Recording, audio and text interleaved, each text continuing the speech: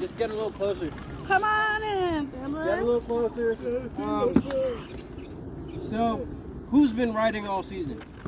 Raise your hand. Okay, good. So he's probably like well ahead of the curve. You know. That's good. So now that we're just cleaning cobwebs off, shaking off like like sore muscles, thinking about what is anybody sore from yesterday? Yes. Oh really? Okay. Well, you'll be sore for another day and then you'll be fine. So, Ow. obviously, we want to ride. It's like a new season. Hey guys, go with Uncle Derek.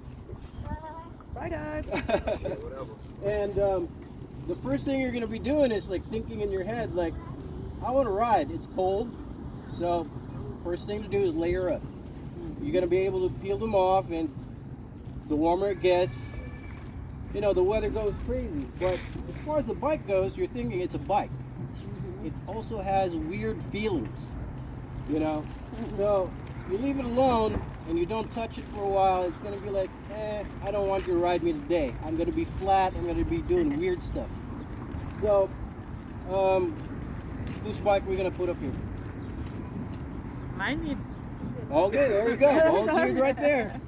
Yeah, the gears are shifting without me doing anything. All right. I couldn't grab one fast enough. I was like, I did a reach around. I couldn't grab it fast enough. I was like, oh shit. All right.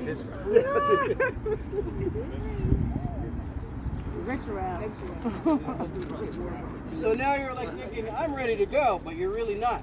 Because you just pull it out of the basement, wherever it's like, you know, got stored over like the winter. It's really not ready to go. Because every time that you should grab your bike before you get out that door is, hey, check your pressure. Front and back. That's the most important thing. And then the second is your brakes. Because sometimes you'll be like, oh, I haven't ridden it for a few months, but maybe something happened here, like brakes, they're a little bit sticky or whatever. You want to stop when you're riding. You know, you don't want to use your face to stop when you're riding. You know, so you got to make sure that there's pressure front and back. And I just want to go over this real quick.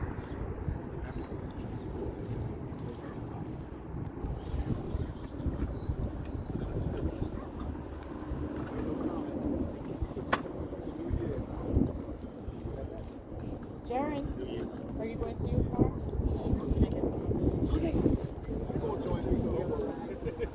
Give it a couple more. Look, give it a couple more rods. You gonna just spit. Don't bother.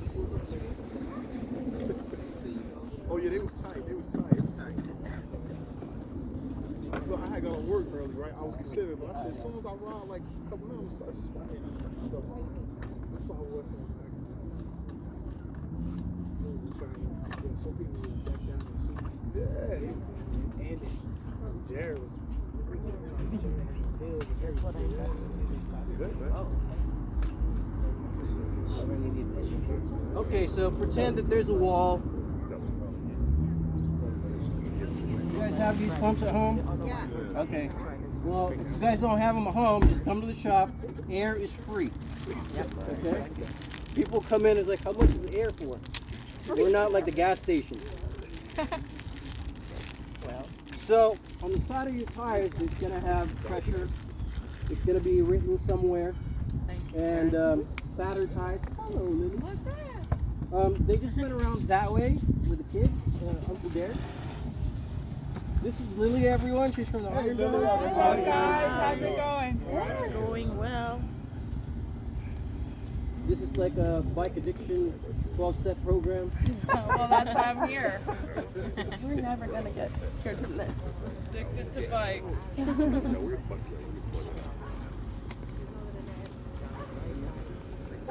So usually with the bigger tires, they're not going to be like always 100 PSIs. Some of them are going to be 80, some of them are going to be a weird number like 65 or whatever. So you just got to read on the side of like the tires and pump it up accordingly so that way you're not going to have a pinch flat or you're not going to have an explosion.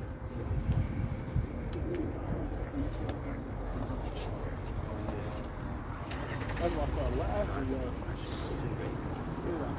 I think KDN's bike hasn't been pumped for a while, right? Yeah, it's fine.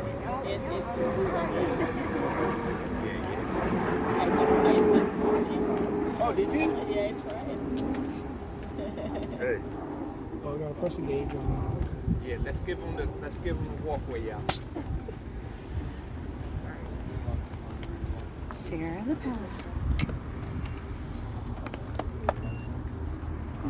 And also these like caps, they are made out of plastic, so they'll eventually break. Just come to the shop, leave this. Yeah, the cap off his back really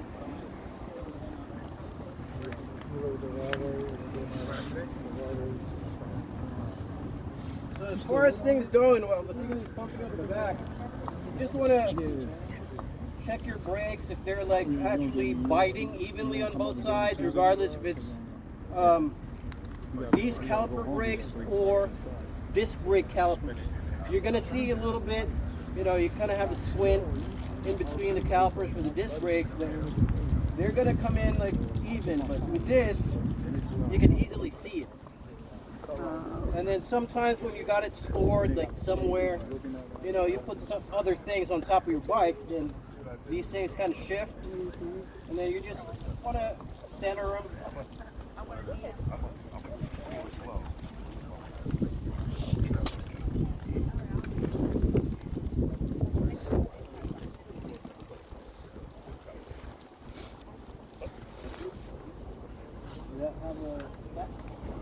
No. So then if you have a geared bike, you definitely want to check your gears. Unless you're okay with like going around like the neighborhood on one gear. So,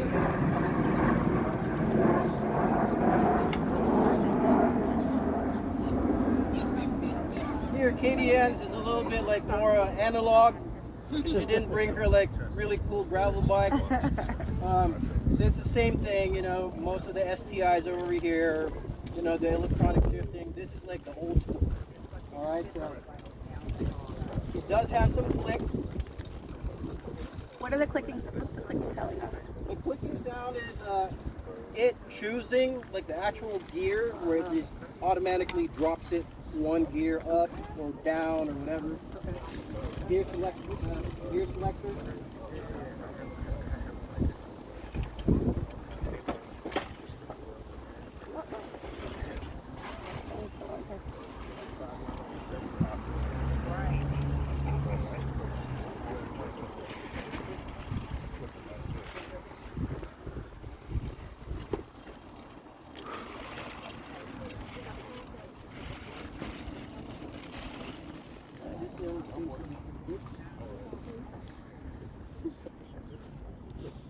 Backs are pretty good.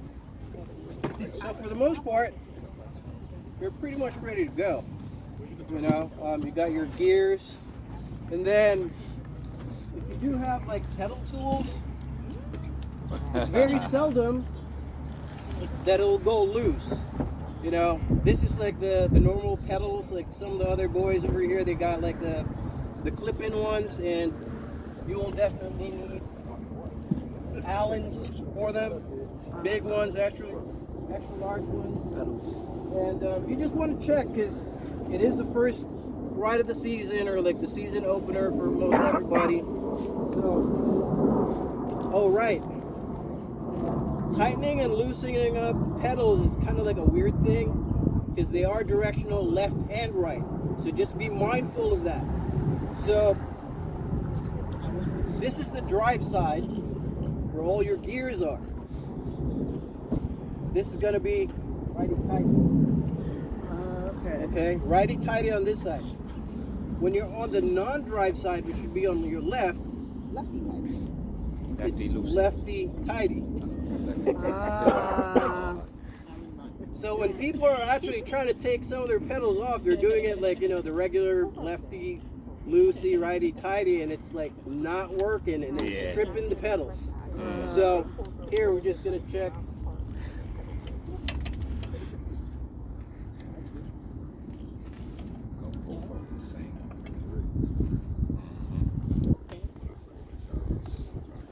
So that's good.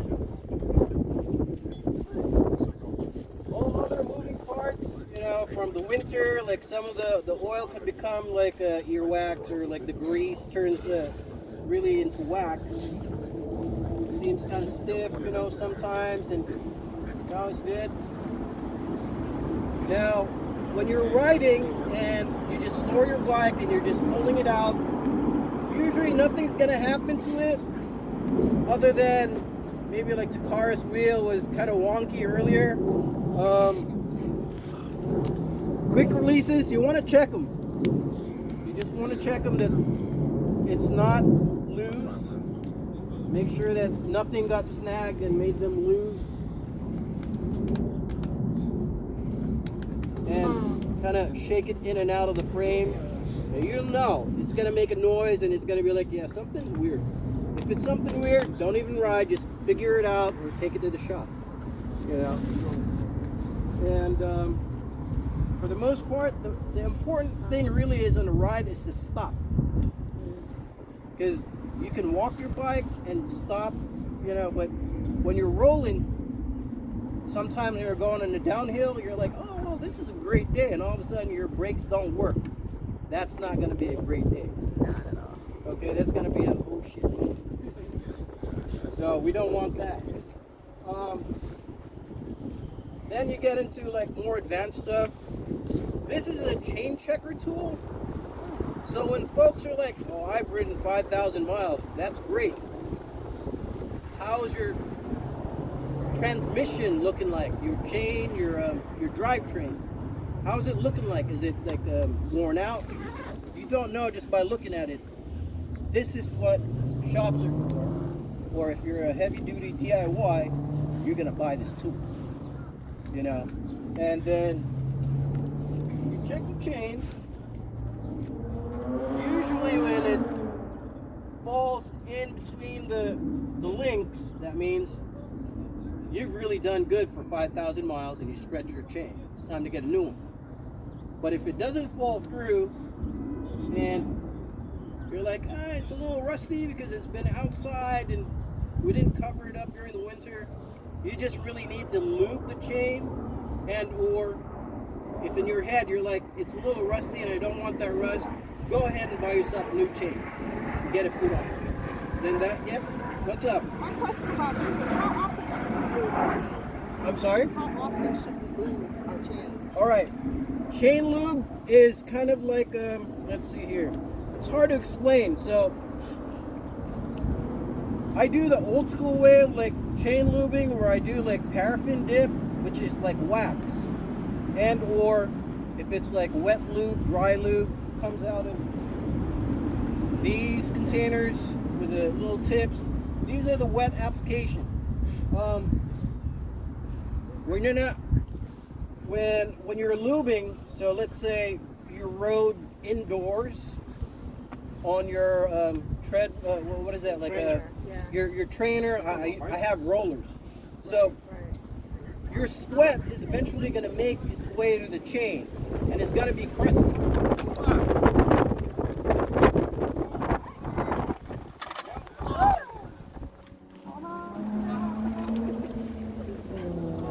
Where did that come from? Hold on. Double check it. It's got it cracked. Nah, That was like that. No, don't even put it on. Just put it like at the car. So in any case, lubing is going to be like, are you riding dirty terrain? So you can be riding dirty terrain and it's only like 5 miles, but it's dirty. You're going to want to end up cleaning that chain and re-lubing after that ride. So if you're doing 100 miles and it's like nice clean roads, you can literally go for 1,000 miles without having to re-lube. But in your head, you're going to be like thinking, if it's nice and lubed, I'm going to be faster. Please go ahead and do that. Because that's all in your head, and it's probably like the placebo effect. I'm all for it, you know? But in reality, if you do over lube the chain, it's going to attract more dirt, and then you're going to be cleaning, and all of a sudden you're going to have like chain tattoos on your, you know, on your legs or on your gear. So the more lube that you do put on there, the wet Where lube, that happened. you're also going to want to clean it off with a rag. So the cleaner that your drivetrain is, the better that your bike's going to perform. That's always the thing. Now when you're doing like higher end lubing, like paraffin dips and stuff like that, we'll leave that to the professionals that are actually doing time trials or like ultra rides, like the Ironmans and stuff like that, or professional racers. And I mean, there's so many other things that you can really do to soup up your regular bikes. Now, if you do have a flat, so let's say you do have a flat, let's make this flat right now. Deflate it. Yep. What's up? I'll message you later. All right, yeah. They're just gonna be swimming back around. I'll find them. Alrighty. Bye. So you kind of have like a slow leak, and you're like, well, I gotta figure that thing out. Like, it's gonna be in the middle of the ride, and I don't want to have a flat. So you're at home, comforted, warm. You're not out in the elements in the middle of the night. Like, hey, can somebody help us out over here? Where was that, Tariq? You guys were stranded. Belleville. Carney. Was it Carney? Carney at the bridge. Yeah. Thought we were going on a date. Oh, that bike gate, yeah. Yeah. It was cute though. It was cute though, sitting on the bridge. What up? Oh, you guys were literally on that bridge? We were literally on the Yeah, bridge. yeah. Oh, man. She left me and I Didn't. So if you have I got a Crestas, flat on the bridge at night, on a Tuesday night. the thinner valves, they do have this like a lock threaded ring, you know, so you want to take that off. These right here are very important in your kit when you're riding. Anywhere you go, you need to have a catch kit, a pump, and this tool. Do you sell those at the shop? Yes. And these are the ones that are cold Pedros. They're only, how much? Like $5 a pair. And they are the best. Alright. Cool. Because Patrick said so, they're the best. Okay. No, but they're actually quite good. So there's these things right here, like the hook for it. You see, I just hooked that onto the spoke. It's kind of like a third hand to keep that in place. Oh, that's what this is. Okay. Okay? And then I'm gonna just work that around. This is plastic. Some of the kits come in metal. So the carbon fiber dudes, you don't want to use that metal around your rim. So you're gonna peel that off on How one did you side. peel it? Oh, with the yellow. Oh. Right, on one side. Got it. Okay. So you could literally take out, fish out. Wish I could tell Freak. Basically, that was for you, not for me. Yes, Dave, make sure you pay attention. Come on, you listening?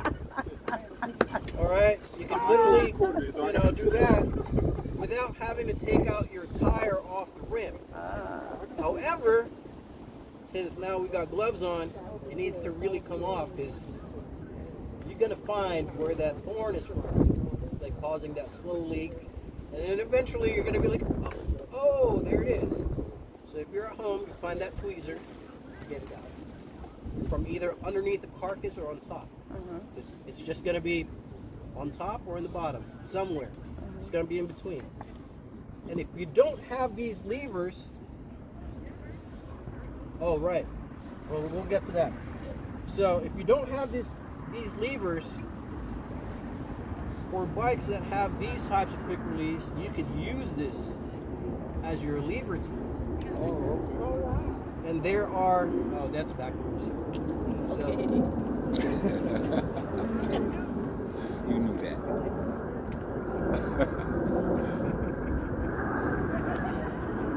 so in case of emergency, this piece has the same shape.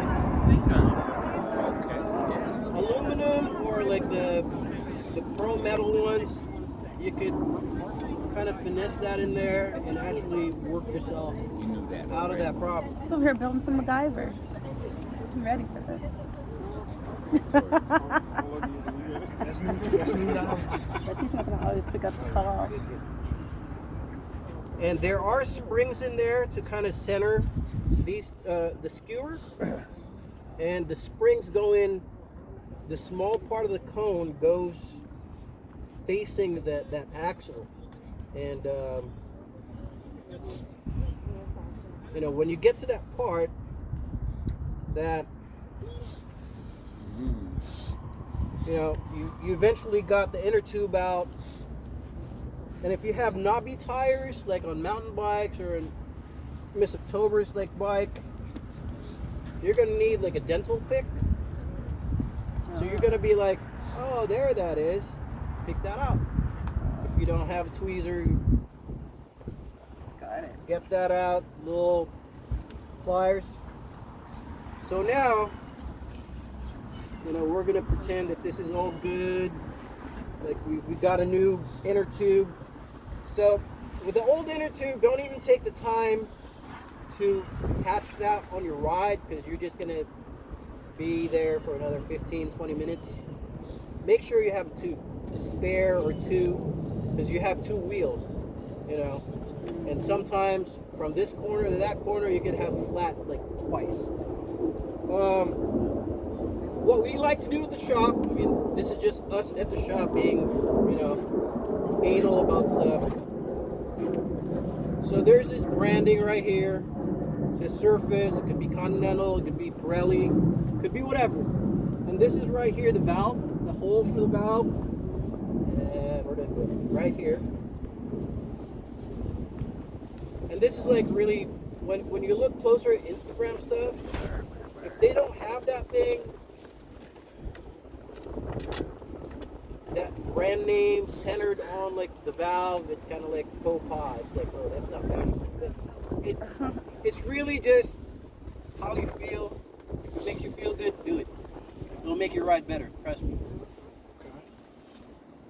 So this is what we do at the shop, just for, so we have a lot of time.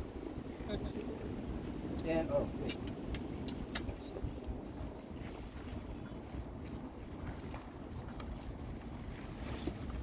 Sometimes you actually inflate it just a little bit.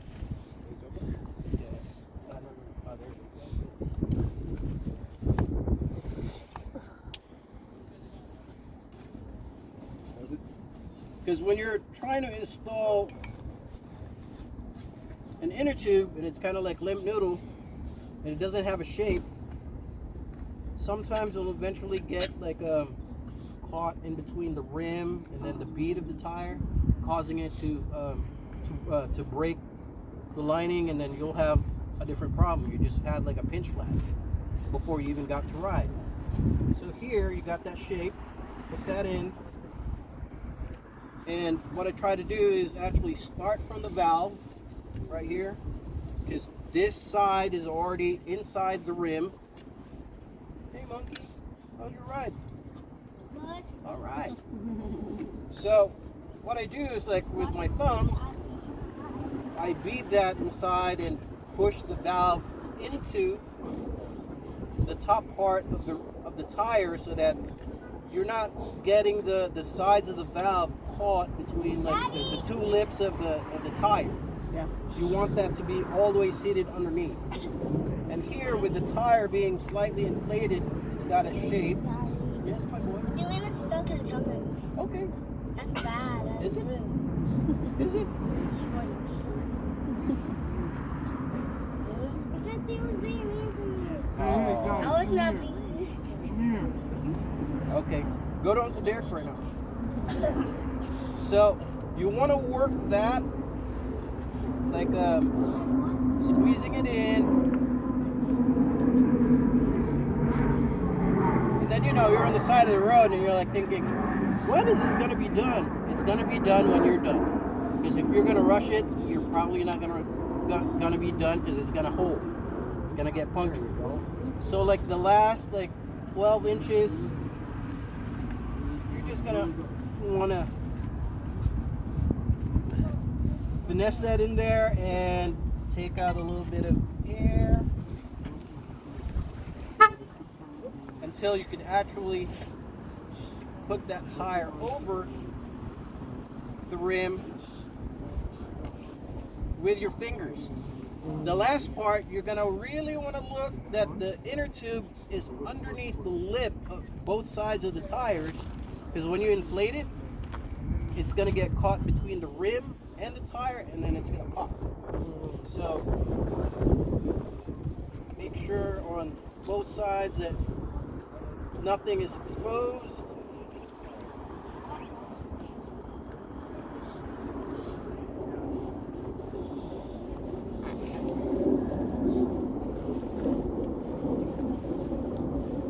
And get the pop. All right, sealing. Now, who here is riding with CO2s? CO2 cartridges? Anybody? Okay. So, CO2 cartridges are for advanced users only. I would highly recommend to refrain from that unless you've got a highly advanced rider with you when you have a flat. Because reason being, CO2s get so cold that sometimes when you inflate it, it freezes the valve, and by the time you pull it off, the valve also comes with it. So then you hold, then you got a different problem. So if you're not using like the regular pump, hand pumps, you know, try to refrain from doing CO2s for right now until you get really well versed about taking off your tire, putting it back on, inflating it. Just relax on it. I mean, it's real pro. Keep it in your kit because somebody's gonna be able to like do it for you real fast anyway. And so here again, we're gonna pump it to 90. Hey, buddy, you're sweating.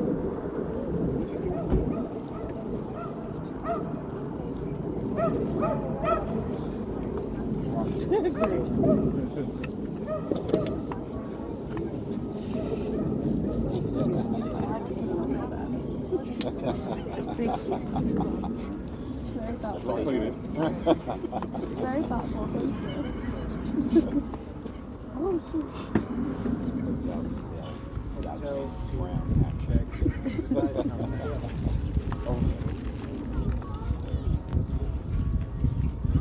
So as this is like being pumped up, there's a line on the side of your tire that actually indicates that it's coming into the bead of the rim.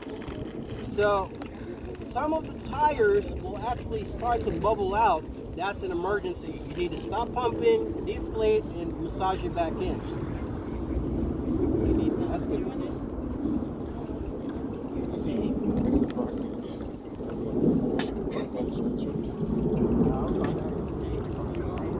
Did you guys see Lily? Honest? Lily already came. Text me, told